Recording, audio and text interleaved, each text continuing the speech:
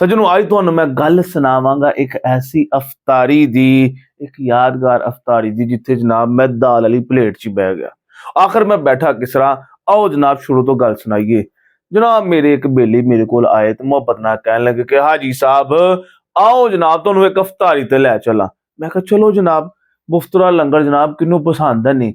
मैं जनाब उहदे नाल तुर पिया गया जिले अफतारी ते जिले उत्थे पहुंचिया कि बाबा रश लगे दा, सियाणियां तो बहुते न्याणे हैं। खैर जनाब जिस बंदे ने उस बंदे नूं अफतारी ते बुलाया दा ही, सलाम दुआ होई, उन्हें जनाब किते औखी सानू जगह लभ के दित्ती, असीं बह गए चुप करके। फिर न्याणे जनाब उत्थे रोला पाए दा जनाब। एक वारी ते ओ जिहड़ा बंदा हैगा जिन्हें सानू बुलाया दा ही, उन्हें देखिया कि जिहड़े मेहमान आए जिन्हां नूं कोई प्रोटोकॉल नहीं मिलन डिया, ते उन्हें किसी न्याणे नूं कहा कि पुत्तर कोई प्लेट पलूट, ते ओ न्याणा उन्नू ही पै गया।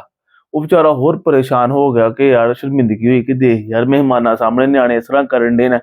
खैर जनाब रश दा माहौल ही ते चुप चपीते ही फिर सबर दा घुट पीता, खजूर शजूर खाधी ते जनाब हुण चौल वरतौन लग पे। जिले चौल वरतौन लग पे ते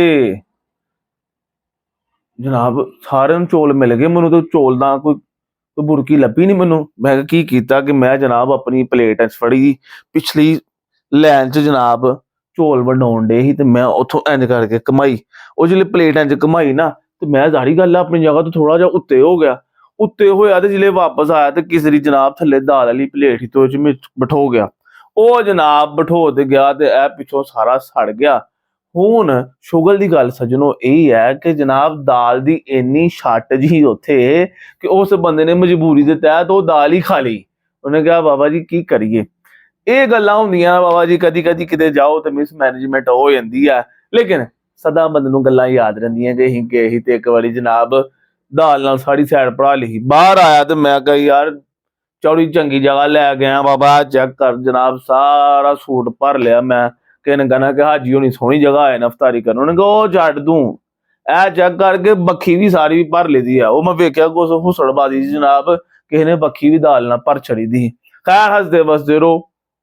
वीडियो चंगी लगी है लाइक करो, शेयर करो ते कमेंट करो, सबसक्राइब कर छोड़ो, इस नाल साडा फायदा है। बहुत शुक्रिया।